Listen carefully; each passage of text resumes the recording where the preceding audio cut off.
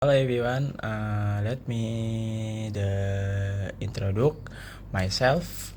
My name is Muhammad Dimas Marwanto from the Accounting Study Program class 1D with name 6324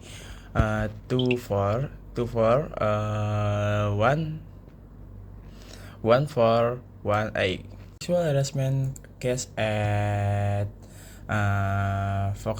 vocational high school 56. Of context: 1. Title and subtitle. 2. List of the context. 3. Background. 4. Discussion. 5. Conclusion. 6. Closing. Next. Background: the issue of sexual harassment in educational and environments is seriously concern that can negative impact the mental and physical health of victims, as well as quite an unsafe atmosphere in schools.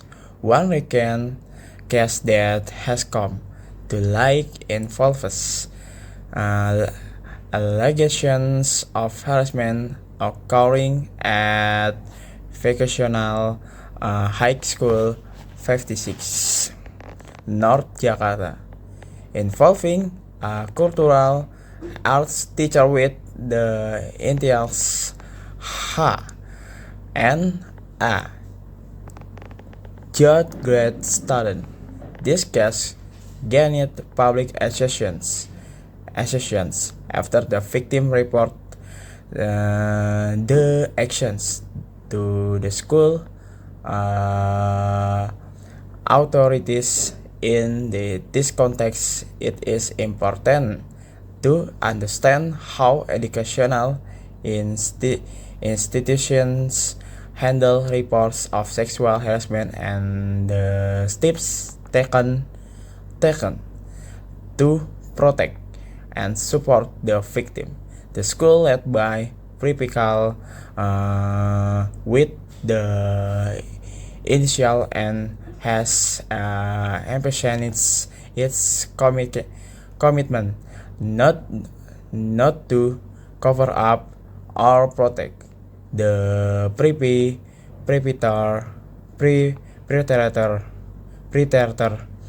they claim to have conducted an investigation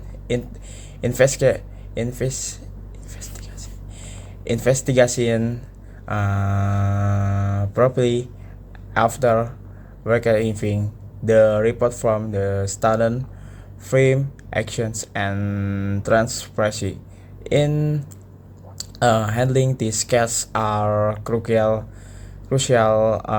for restoring the trust of students and parents, as well as creating a safe and conducive learning environment, with the increasing awareness of the importance of protecting children in educational settings. The case highlights the need for stronger police and training for school staff and addressing issue of sexual harassment. Support for victims is also a critical aspect of the recovery process, which involves physiological counseling and access to necessary resources. Discussions: the sexual harassment case, the accurate and vocational high school 56 North Jakarta, not only attracted public institutions, but also high-healthy various important aspects of creating a safe educational environment. Here is a further analysis of the issue related to related to this case. 1. Respond to harassment response. The swift response from the school after receiving response from the victim is educational step. This action reflects the school awareness and commitment to addressing this seriously issue. In the context of educational trust between students, parents, and the schools is the vital foundations. When students feel safe to report harassment, it indicates that they believe their reports will be taken seriously. However, to ensure that the response is effective, the school must conduct transparent and fair investigations, as well as provide educates support for the victim, including access to mental health service and counseling.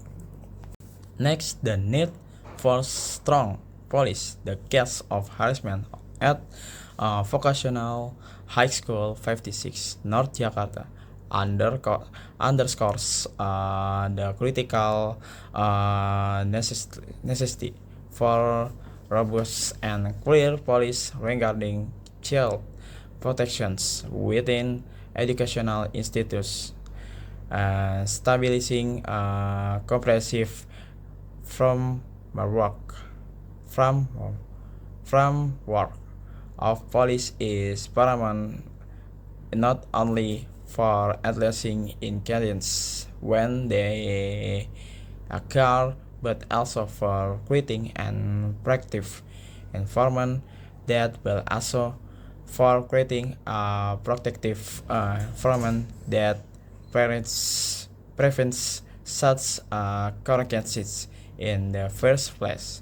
Below are several key components that should be include in this policy to ensure a safe and supportive educational environment for all students. Number one, detailed reporting producers.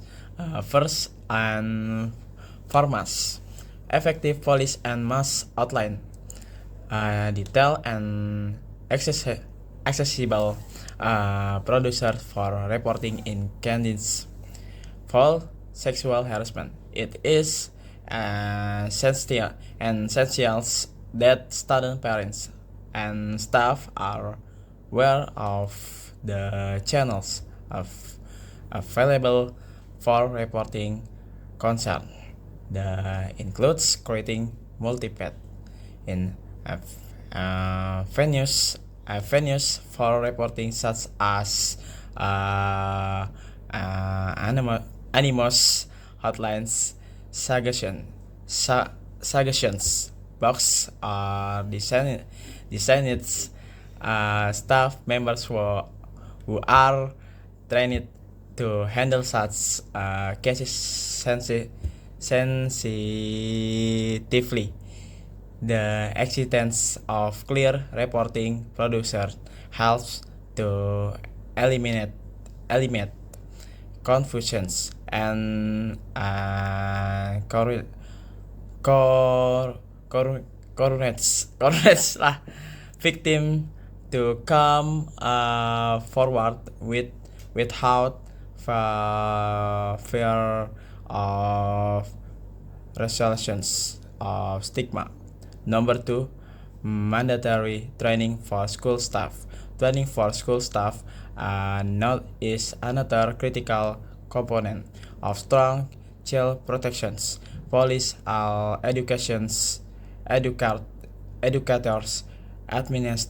administrative personnel, and support staff sold under, under regular training sessions that focus on recognizing the sides of harassment and understanding the ana- the dynamics of power and consent and responding appropriately. The disclosures from students. This training should also cover the legal applications of staff in reporting subjugated abuse, ensuring that they are equipped with the knowledge and skills necessary to handle sensitive situations effectively by fostering a culture of awareness and responsive among staff. Schools can create a safer environment for students. Number three, educational and awareness program for students.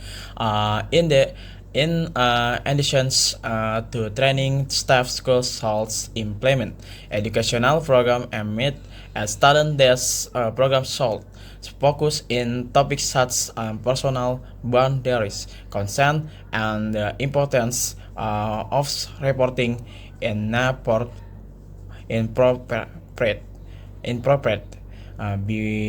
behavior by educating students about their rights and the reassurance available to them. School empower them to speak up if they encounter or witness harassment. A workshop, seminar, and interactive sessions can be effective methods for student in decisions about this critical issue, fostering a culture of respect and accountability. Number four, monitoring and evaluation mechanisms. Establishing monitoring and evaluation mechanisms is essential to ensure that child protection policies are implemented effectively. Schools should regularly assess the effectiveness of their policies and producers the survey feedback from students and parents and analysis of reported incidents.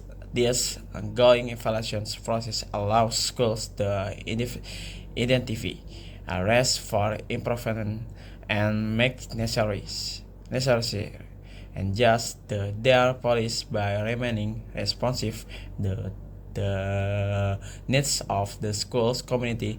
Institutions can continuously enhance their efforts to protect students. Next, number three, support for victims. Support for victims is a critical aspect of the recovery process. Victims of sexual harassment often experience profound psychological impacts, including trauma, anxiety, and depressions. Therefore, it is important for school to provide access to counseling and psychological supports service. Moreover, creating a safe and supportive environment in school is essential for victims to feel comfortable continuing their education. School should be place where students will feel protected and supported, not the opposite. Number five, the role of parents and the community. the role of parents and society, and addressing sexual harassment in vocational high school is crucial. Parents can foster open communication about respect and what there is, while society must create supportive environments that discourage harassment. Educational programs and community involvement are essential to raise awareness and promote a culture of respect, helping to prevent and address incidents of sexual harassment effectively. Next, parental involvement. Open communication. Parents should encourage decisions about respect, consent, and personal boundaries with their children. Modeling behavior. Parents can set explains by demonstrating respectful behavior in their own interactions. And last, conclusions. Collaborative efforts, both parents and society play a vital role in combating sexual harassment in vocational high school. By working together, they can create a safer and more respectful educational environment for all students. Thank you, guys.